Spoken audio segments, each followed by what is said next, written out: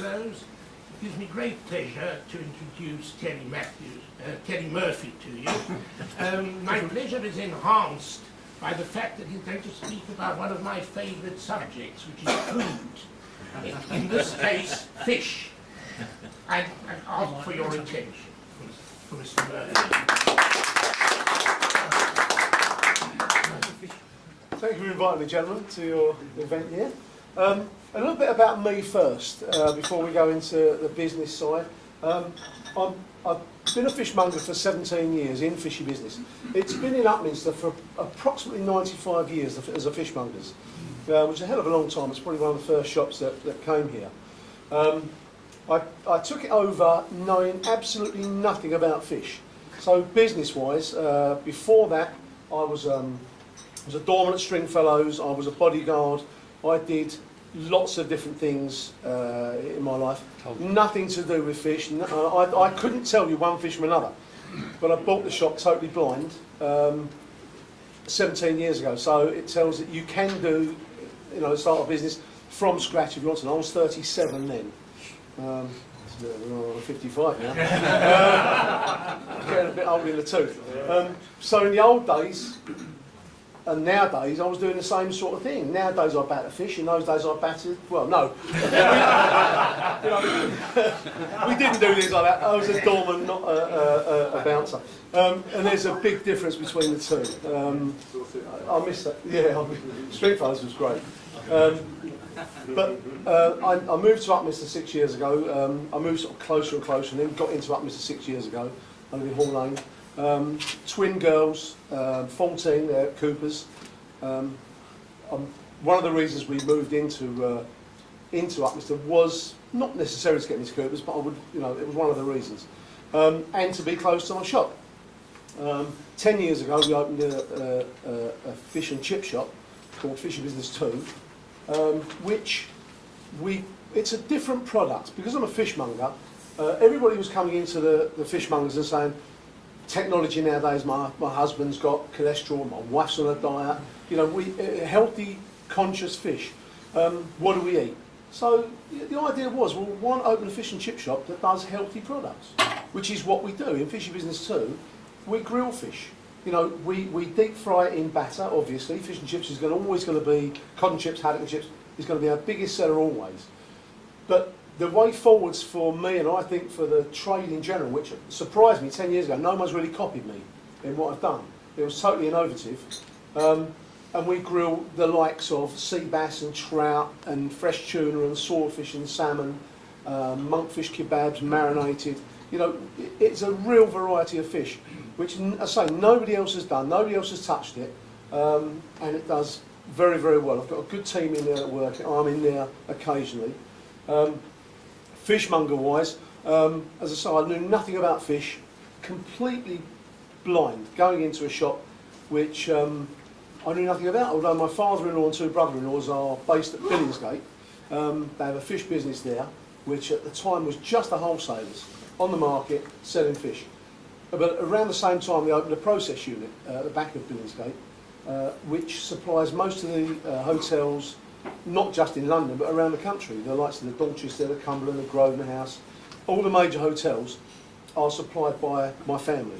So the fish that's in Fishy Business in Upminster is the same fish they're eating tonight in the Dorchester. So that tells you how the qualities that I try and strive for. Which is the cheapest? Sometimes I'm not sure. It's incredible what they sell, and the wastage they have, because portion-wise, I mean, when you're supplying restaurants, which is what I went into as well, if I hadn't supplied restaurants from Fishy Business, I probably wouldn't have stayed in the fishmongers. It's over the period of time it's done well, but at the moment with the recession, fish is expensive, it has taken a hit, and we are struggling at the moment. Waitrose is open, we have Marks and Spencers, they're not going to take loads from me, but all those little bits get taken away. And it's just convenience. So what I've tried to do is, a friend of mine was his dad was a master butcher, and it's now Johnson's, which is next door to the fishmongers. So we now have a fishmongers, a butcher, and a greengrocer in a row. And that was my doing, because when the bike shop was there, the guy said, oh, I'm going to be going in a year's time. I spoke to his name's Chi, who owns Henry's at the Henry Gurnett. And he said, I'd love to open a butcher's in Upminster. I said, well, come next to me because the 3 shops will complement each other, which is, it's true, it's what's happened. So it's kind of picked the business up a bit from that side of it. And restaurant side, I mean, I supply quite a lot of restaurants, not just close out. I mean, this week I've just got a brand new restaurant, the Eagle on the Ongar Road, as a pub restaurant. And they're doing quite a lot of fish, and they want to sell more fish. The suppliers they've had in the past haven't suggested things for them where I'm an individual. I deliver the fish, I suggest fish for them. Everything I do is around what my business. And if I can make it bigger in any way, I do it and put lots of effort into it. I've seen loads and loads of businesses, not any business in Upminster, come and go because the business owners don't put the effort in. They're just not. If it's a quiet day, they go, we close at 5 o'clock, it's 2 o'clock, we're really quiet, let's go home. That's wrong. If you're open till 5 o'clock, you stay till 5 o'clock. If you go home, what are you going to do? You're going to go and have a cup of tea, watch the telly. What for? Stay and keep your business running. You all know, you're businessmen. And if you don't put the effort in, you don't reap the rewards. I've reaped the rewards. My children went to private school in their early life, before they went to Cooper's. I've got a nice house, all from the fish trade, not from anything else, because the effort has gone into it. The sustainability nowadays of fish, they're trying more and more and more to go into farm fish. And some of it is good. I mean, some of it isn't quite right yet. They're still trying to farm cod, which they haven't got it right. It's very waxy and very expensive. I think Marks and Spencer's put a big dollop of money into trying to promote it.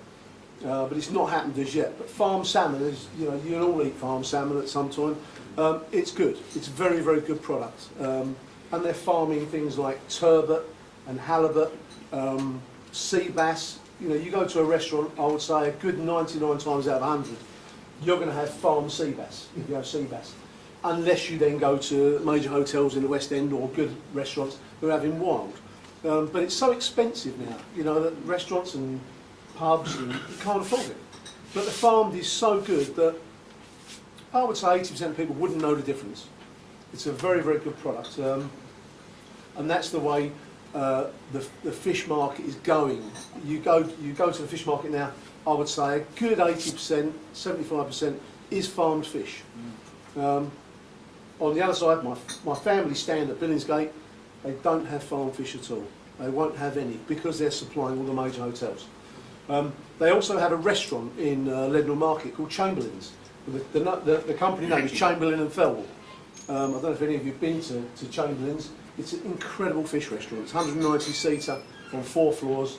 It's huge. And out of there, obviously it's all family connected. Out of there, they're now supplying. They're doing functions through the Guildhall. Most of the functions that go through the Guildhall are done through the functions of my family, the fish meals, and they're doing very, very well from that. Next year they've got the Heroes organised in February. My brother-in-law's the organiser of the Heroes event next year, which is huge. I mean, it's absolutely enormous, and they're doing well on that side. As far as my business is concerned, it's been very difficult with the bank. I've been with my bank for 17 years, HSBC, and my wife had a business with them before that, and my father-in-law, his business all goes through HSBC, and they've all been a bit tight in letting money go. I've been offered the freehold to my shop, so I went to the bank and I said I want to, next year it's coming up, my lease is coming up, and I've asked to buy the freehold. Oh well, you'll have to build a few more points up yet because your business isn't doing all that well at the moment. I said, well, hold up, I've been here 17 years and you've been taking money off me for 17 years. And now I want to come to you for a little bit. I can get it elsewhere if I want. I said, but I want to stay with the bank. I've always borrowed money from the bank, always paid it back. I've never missed a loan payment. And they're going, well, you have to build a few points up. Business-wise, I'm really disappointed. As far as that's concerned. I will buy it. there's no question. But I would like to have done it for HSBC. If it doesn't happen, it doesn't happen. In years gone by, I was speaking to one of the health inspectors at Billingsgate this morning. in the Victorian Times, oysters were a cheap product, very good protein, but they were seriously cheap. And he was telling me there was, through Billingsgate, which was open then, in a different place obviously, they used to put through about 150 million oysters every year, right? Just through Billingsgate. And now there's 10 million oysters sold countrywide. So that's incredible. This is Victorian times, it doesn't make sense. The only what happened was they had a problem in the waters around England just after the turn of the century, and everyone was put off oysters a little bit. And then they had the rock oysters brought in, I suppose, in the 20s, and then they had the Industrial Revolution, which pumped so much sewage into the sea that the oysters that were there got contaminated. And then everyone was getting ill, seriously ill from the contamination of the oysters, because everybody, it was the cheapest of cheap foods. And nowadays you think, oysters? No, I'm not going to have oysters, they're too expensive. But then they weren't, they were like a penny or, you know, for a dozen, some crazy amount of money. And everybody used to eat oysters, but it was been put off all those years. And it really hasn't come back since then, which is gutting. I mean, fish and chip shops in England now, it is the most, the biggest takeaway ever. I mean, a couple of years ago, the Indian restaurants had taken over. Now it's back to fish and chips. Fish and chips is the way to go forwards, but I believe the way to go forwards is the way we're doing it, with different varieties of fish. I mean, I deep fry in breadcrumbs sea bass, and people say it's too expensive. It's not, because people will pay for a quality product. You know, if you want it, you have to pay for it, because it's not a cheap thing. We deep fry tuna in batter, a fresh bluefin tuna. It's quality you can't believe. And it's different things that I've tried personally, a bit like Heston Blumenthal, trying his ice with his stuff, you know. I'll try anything, I'll deep fry anything. If it doesn't taste right, we won't do it. If it does, it goes on the menu. You know, if it goes on a special board for 2 years, we find out how good it is, we'll put it on the menu. And that's how we've progressed over the years and stayed there. Fish, I think there's about 10,000 chip shops in the country, which I thought there would be more than that. Maybe there's more, including Chinese chip shops and things like that. But only 1,000 fishmongers in the whole of England, which is, you know, there's been a decline over the years, but it's because of the price of the fish and the costs of running a shop. You know, I'm competing, I mean, when I supply restaurants, I'm competing with suppliers who have put a garage on the side of their house, you know, and then they're going to supply a restaurant. They've got no overheads. So, you know, you've got to be really tight to the bone to earn any money out of restaurants. I mean, the lodge, I've never supplied the lodge. They often come in to buy fish from me when their supplier lets them down. Although I've tried to get in there lots and lots of times. I will be talking to them today, hopefully. We never know. But yeah, if the chef's there, I'll speak to him. I can talk chefs into anything, you know. Given a few minutes, that is. I'm good at what I do. I enjoy what I do. I'm enthused about fish. I love my fish. I eat fish. My family eat fish, and we enjoy it. Sorry? Do you swim? Very well. Depends. Sometimes I sink, but you know. I don't know what else I've got written down here. Yeah, I have to. Also, you have to keep on top of the game. I'm watching TV constantly. I have to know what's coming on the TV. If someone's doing like the Saturday, I think it's called Saturday morning food programme comes on, I have to know what's coming on there, because people are going to watch that, come out and buy fish. If they've got red mullet on, I need to know that it's coming on to buy fish for the next day. And people don't realise the things that you have to do. You've got to be in front of the game. You can't, they come in, and you might have 10 people after red mullet. If you haven't got any, you've lost 10 potential customers. You know, we give loads of recipe leaflets in the shop. I mean, I try not to let anyone walk out of the shop without buying something. It's what I do. You know, I'm a salesman, and you know, at the end of the day, that's what I do. As you probably hear, I do interviews about it, and I love my fish. And I can talk people into buying anything, really. You know, it's yeah, because they don't get out. Trust me. Just stand by the door. Yeah. That's the old doorman coming out of me again. Yeah. You know, people nowadays that are getting to know so much more that they have got high cholesterol. You know, when you talk to people in the fish market, they're people that are buying the fish, depending on area, are 43, 45-year-olds upwards, because they're the people that are being told, you've got to lose weight, you've got high cholesterol, your blood pressure's high. You know, I've got high blood pressure now. You know, and I'm taking medication, but I'm also changing my diet. I've just lost 1.5 stone. Normal here has lost 5 stone. Yeah. He took his phone out of his pocket.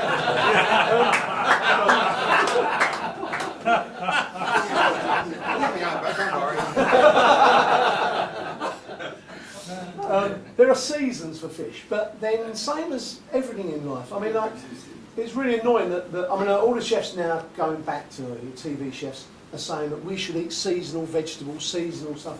It's right, you know, because you're going to get stuff in from other countries which really don't taste as good. I mean, the English fish is the best fish in the world. It's coming from a cold water. Warm water fish is not ever going to, you know, anywhere near cold water fish. You get a good Dover sole from England, and it depends where in England as well, because I can buy Dover soles probably £1 a kilo cheaper, but I won't buy them because it's where they come from, you know. Scottish fish. Dover. Yeah. They're not coming from Lemon, are they? No. Yeah, when Luke gets Scottish fish, haddock and cod, absolutely out of this world. But you get a monkfish from Scotland, it'd be nowhere near a West Country monkfish. And they're the things that I have to know being a fishmonger. And what I'm buying is, I will only buy peterhead cod, I will only buy Scottish haddock, I will only buy West Country monkfish. Obviously, if it's not available, then I have to buy the other fish. It's not a bad fish, it's just not as top quality. You know, and obviously my family are buying fish in constantly from all over the country. And I get, luckily, but very, very lucky, I can get the choice of a fish that they're doing. As I say, TV programmes mean a lot. I mean, the chefs now are all going into what they're selling.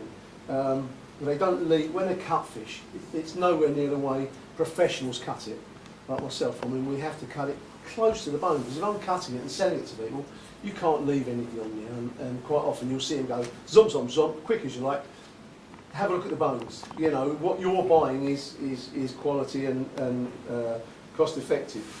I think that's all I'm going to tell you about. I can't think of anything else to talk to you about. Is that? What do you have there, Jim?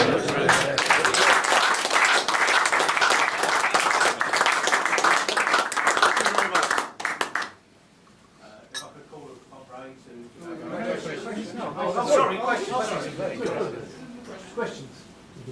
Yeah, I'd like to ask Go on, you a ask question. away. It fascinated me. You know nothing about fish whatsoever. Nothing. I couldn't tell you a sea bass from a trout. Right. Nothing. What did you got? Buy a book? No. How on earth did you get sufficiently educated? Well, my father-in-law obviously was in the fish market, so first we said, I'll take you around the fish market, but that was only really to introduce me to people, saying he's very big in the fish game, he really is huge. And he went around and said, right, this is my son-in-law, don't turn him over. Don't, look after him, And I go, right, listen. So that was the fish market sorted out, went around, fine. The guy who had the shop, here in Upminster, Leslie Walsh's name, he had run the shop down. And I didn't know that, because I knew nothing about shops, I knew nothing about business. It was my first venture into any kind of business at all. And I said to him, by the time the solicitor's complete on this, you have to teach me everything you know. Right? And the worst thing could ever have happened. He said to me, right, this is how you're going to fillet a Dover sole. And he went, so, and he got his hand, you're left-handed? He went, yeah. Everything was asked about face. I'm like, wow, how am I going to learn off this guy? And everything he did was wrong, and it's so difficult to try and do it. But it took about 4 months for the solicitors complete. So I was working in a nightclub just off Oxford Street. Had to have some money coming in while I was trying to learn the trade as well. And 3 mornings a week, I'd go direct from there straight to Billingsgate, meet him there. He used to take me around the market. This is who I buy from. This is what I do. You know, whatever. So I was learning that side of it. Come back to the shop with him, serve some customers till about midday, go home, have a sleep, and then go and work in the evening again. And so I learned from that, learned very quickly. I mean, you know what a sprat is? It's a very small fish. He used to put down half a dozen sprats and go, fillet those, you know? And I can fillet sprats, and he said, if you can fillet a sprat, you can fillet anything. And so I learned just from nothing, really. Which I was quite proud. And to be there 17 years, I know people have been and come and gone. And again, it's pure putting the effort in and you know, knowing nothing about it. I mean, I really didn't. I was trained as a mechanic. I worked at Gates of Woodford when I was younger as a commercial fitter. Because my dad had his own garage in Hymes Park in Chingford. And that was, I was supposed to take it over, but things went wrong. And, you know, he died and it went to his second wife. It all happened, so I then left that industry because my heart wasn't in it anymore. And I just kind of did jobs, I tell you, working as a doorman. I mean, I enjoyed it. I loved, even now, I miss that life, that nightlife. There are different people. Night people and day people are totally different. You can't imagine it. And I do miss it. You know, we didn't have, contrary to belief, we didn't have many fights. We didn't need to. When you're a doorman, you don't. You work it. You know, you can talk people out of arguments. You train to do things that, so you don't have to hit people. There is no need for it. You know, when you're a professional doorman, the fact that I was taking home about £1,000 a week 30 years ago, yeah, serious, right? And that's not a lie. That's exactly what I was taking home from Stringfellows. It was £1,000 a week. So why would you want to have a fight? You know. Could it be because you're about 70? The guy I was taught from was a little guy called Neville. He used to talk like that. The boys all right. He taught me so much. He taught me how to earn money from people. You can talk. There's lots of Arabs. I mean, you know, when you're in Stringfellows, there are Arabs, and there was one particular guy who used to come in, and he was the son. The things in Arab countries are passed down. You know, you get the financial advisors or whatever, and their jobs are passed down to their sons. And this guy came in, this young lad, and he was very, very rich, and his family were rich, and his job was being passed down to everything else. And he was losing his hair a bit on his head. And anyway, he used to come in, and every night he used to give like £20 to all the doormen on his way out. Every single night. And because we look after any guests coming, we used to walk him to the table, make sure he was, you know, happy with everything was going on. Every single night. And then he got friends with us. So he came on the door, and he used to stand there with us on the door, and then all of a sudden he stopped tipping us, because he was a friend. He was making money back. Well, we've gone, this is, you know, oh, and Neville stood there one night, and he went, he said, no, I'll tell you, he said, I know why you're going bald on the front there. I said, why is that? He goes, did you walk out of here and you go, I forgot to tip those doormen. And from that moment onwards, the guy walked out and he never said a word.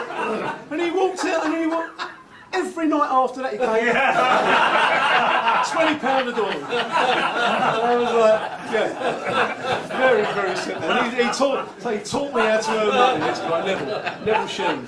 Hard as you like. I mean, he was a second dan judo, fourth dan karate. You know, this guy was a street fighter. He was that big and he was thin like that. You know, he was incredible. Good doorman. Very, very professional. Yeah, so that's how I learnt the fish game. Any more questions? Sorry. Terry, not about the fishing business, but the shop next door to you has been empty about 95 times since I've been. Oh, there's a bock on Is it. it jinxed or what? There's a bock on it. I mean, I was going to take it at one point. I did try to take, instead of putting the chip shop over the road, I wanted the chip shop next door, but the landlords above, who own the building, not the flat owners, refused for me to put any extraction up the walls. Otherwise I'd have had the chip shop next to the Fishmongers, it would have been perfect. But the insurance agents came up over the road, Castle Insurance, and pure luck that it came up at the time it didn't, you know, the day the sign went up, I went over, shook the guy's hand, and it was It's fine. never occupied you more than about 10 minutes, is it? No, again, the people don't put the effort in. You know, I've seen it come and go, and the same thing, they close early, that's what I'm talking about, not just that shop, but so many in Upminster have come and gone. And it is pure effort. You know, if you've got a business, you know, businessmen know that, you know, it doesn't happen overnight and it doesn't finish. You know, I can, you know, quite often on Sundays, I'll get a phone call from one of the chefs in a restaurant and go, "Tell you haven't got something in your freezer, whatever." And I'll say, "Yeah, got it." And most of the places I serve are in 15-minute drive. So I'll zip it out to them. It's not a problem. I don't mind doing that. The delivery business is going. Yes, it's doing very well. And we've just started in both shops. About 18 months ago, I set up a website for the Fishmongers, and you can buy fish online. So you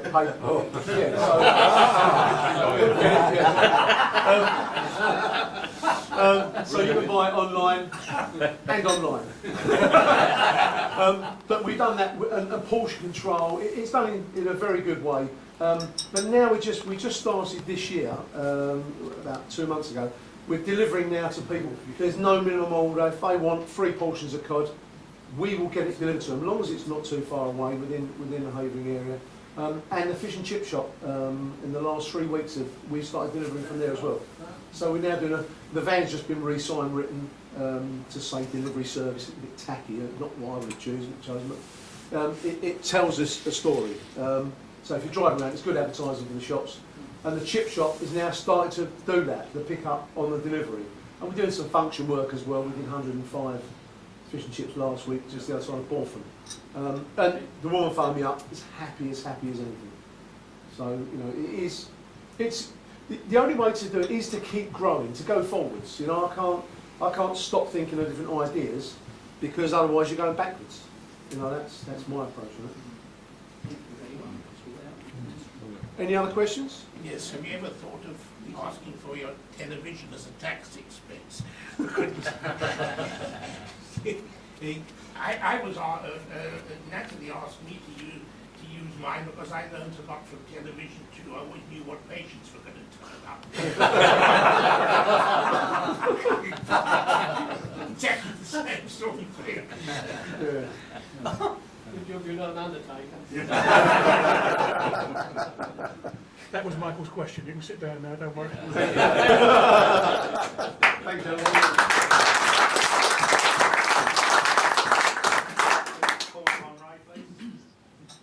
Terry, that was very inspirational, and I think a lot of people, not just the guys here, because a lot of people are business and professional people, I think they can learn a lot from you. And if only there were more people like you, the country would be in a state. Thank you very much indeed for your talk.